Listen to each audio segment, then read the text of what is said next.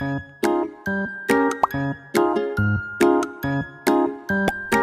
students, welcome to my channel. ఈరోజు video 10th class probability 14th problem చూద్దాం. Part 1లో మనము introduction and first 13 problems చూసాము. So ఈ part 2 remaining problems ఉంటాయన్నమాట. So 14th problem, one card is drawn from a well shuffled deck of 52 cards. Find the probability of getting a king of red color, a face card, a red face card, the jack of hearts, a spade, the queen of diamonds. So ఇక్కడ మనకి cards చాలా important. ఇది మొత్తం ఎన్ని cards ఉన్నాయో రాయండి. Okay, so total కార్డ్స్ని మనము n of s గా తీసుకుంటాం, అంటే టోటల్ నెంబర్ ఆఫ్ అవుట్కమ్స్ కదా. సో టోటల్ కార్డ్స్ వచ్చేసి 52. నెక్స్ట్ ఇక్కడ మనకి first one, a king of red colour.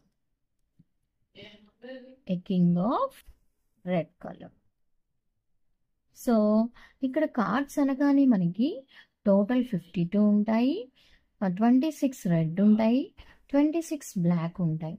ఈ 26 రెడ్లో మళ్ళీ మనకి డైమండ్ హార్ట్స్ ఉంటాయి, 13. బ్లాక్లో వచ్చేసి బిఎస్సి అనమాట, స్పేడ్ క్లబ్స్ ఉంటాయి, 13. ఓకే, సో ఈ 13 కార్డ్స్ ఏముంటాయమ్మా, కింగ్, క్వీన్, జాక్ ఇవి. అండ్ ఇవి ఫేస్ కార్డ్స్ అంటాము. ఇంకా ఏస్ నుంచి 2, 3, 4 అట్లా 10 వరకు ఉంటాయి. ఈ 13 కార్డ్స్ ఈ నాలుగింటిలోనూ ఉంటాయి. ఓకే, సో ఏస్ 2, 3, 4, 5, 6, 7, 8, 9, 10 వాటి నెంబర్ కార్డ్స్ అంటాం. కింగ్, క్వీన్, జాక్ని ఫేస్ కార్డ్స్ అంటాం. అది మీరు బాగా గుర్తుపెట్టుకోవాలి. సో ఇక్కడ king of red colour, so probability P of E, formula number of favourable outcomes by total number of outcomes, దాన్ని మనం N of E by N of S గా రాస్తాం. N of S గురించి మనం ఆల్రెడీ చెప్పేస్తాం కదా. So N of E అంటే king of red colour. Red కలర్లో మనకి డైమండ్స్, హార్ట్స్ 2 వెరైటీస్ ఉన్నాయి. డైమండ్లో ఒక కింగ్ ఉంటుంది, హార్ట్స్లో ఒక కింగ్ ఉంటుంది. So N of E how much, 2 అనమాట. సో ఇక్కడ probability P of E is equals to N of E 2, N of S 52. So cancel చేస్తే 2 ones, 26. So probability here 1/26. Sorry. So probability 1/26. Next second one వచ్చేసి face card. N of S total cards N of S 52 తెలుసు కదా. So ఇప్పుడు N of E అంటే face cards ఎన్ని ఉంటాయి నేను చెప్పాను కదా, కింగ్, క్వీన్, జాక్ ఈ 4 వెరైటీస్లో ఉంటాయి. So 4 3s 12. Okay, so N of E how much, 12. So probability of event అంటే number of favourable outcomes N of E by total number of outcomes.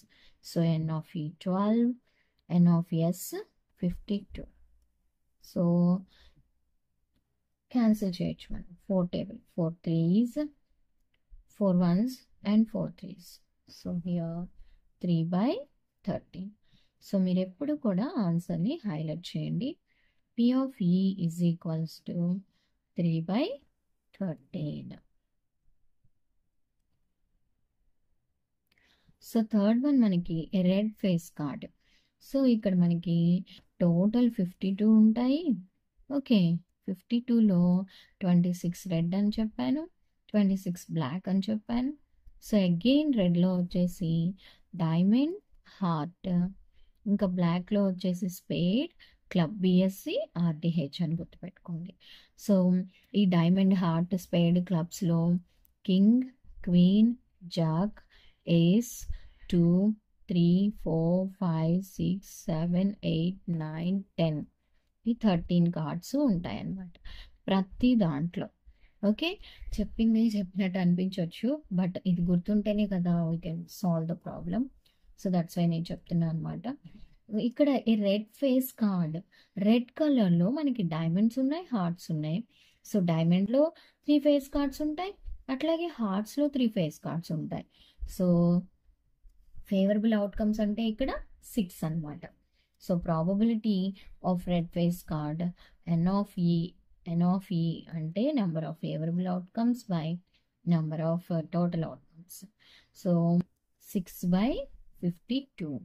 So ఏ నెంబర్తో మనం క్యాన్సిల్ చేయొచ్చు అంటే 2తో. 2 3s to 26. So here answer will be 3/26.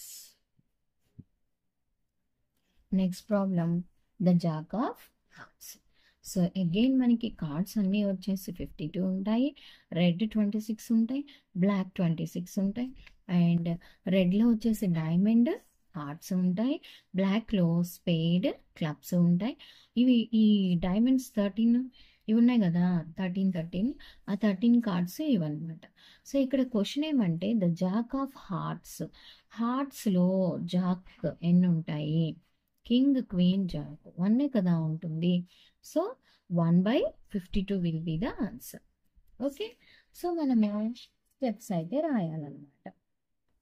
ఇక్కడ N of S total cards వచ్చేసి 52 ఉంటాయి. ఎన్ ఆఫ్ ఈ అంటే జాక్ ఆఫ్ హార్ట్స్, హార్ట్స్లో జాక్స్ ఎన్ని ఉంటాయంటే 1.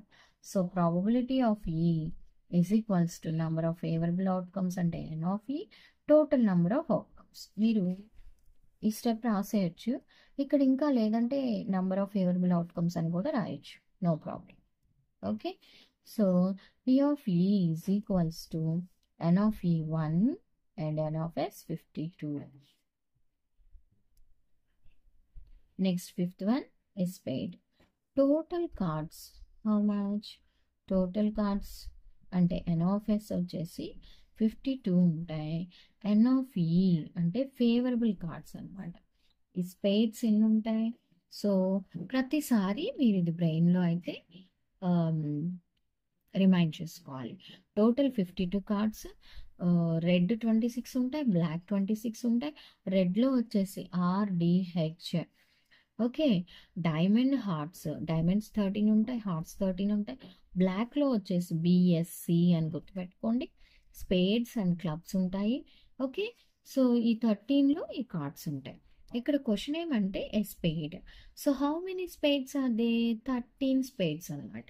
అంటే నెంబర్ ఆఫ్ ఫేవరబుల్ అవుట్కమ్స్ ఎన్నమ్మా ఇక్కడ? 13.